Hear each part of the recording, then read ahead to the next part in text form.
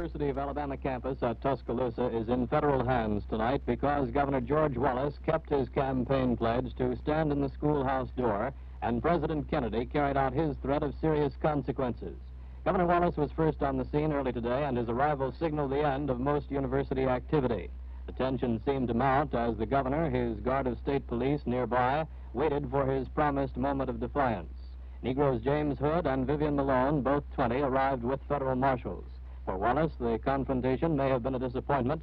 Instead of the Negro students, he found himself face-to-face with the federal marshals, and he challenged the United States. The United States, among those powers so reserved and claimed as the right of state authority in the operation of the public schools, colleges, and universities. My action does not constitute disobedience to legislative and constitutional provisions. It is not defiance for defiance' sake, but for the purpose of raising basic and fundamental constitutional questions. My action is a call for strict adherence to the Constitution of the United States as it was written, for a cessation of usurpation and abuses. My action seeks to avoid having state sovereignty sacrificed on the altar of political expediency.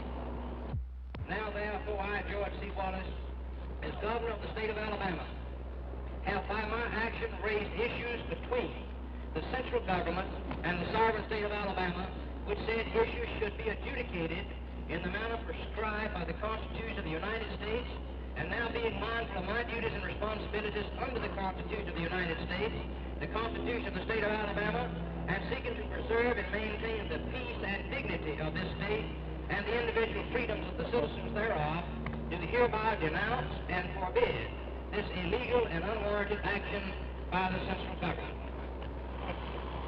Governor Wallace, I take it from that statement that you are going to stand in that door and that you are not going to carry out the orders of this court, that you are going to resist us from doing so. Is that correct? I stand upon this statement. Stand upon that statement. The Chief Federal Marshal, Nicholas Katzenbach, made no attempt to hide his amazement at the governor's remarks. He was shaking his head as he walked back to the car which held the two students. It was at this point that Katzenbach was overheard saying that he would see that they were registered today. He helped Miss Malone out of the car, then proceeded to the nearby girls' dormitory where willing university officials had already billeted the new student. Hood was taken to his men's dormitory.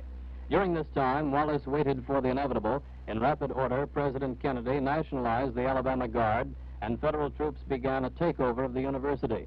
The governor, his dramatic gesture completed, waited for federal troops and then surrendered. When he left the university, the way was clear for Miss Malone and Mr. Hood to register as summer students at the University of Alabama.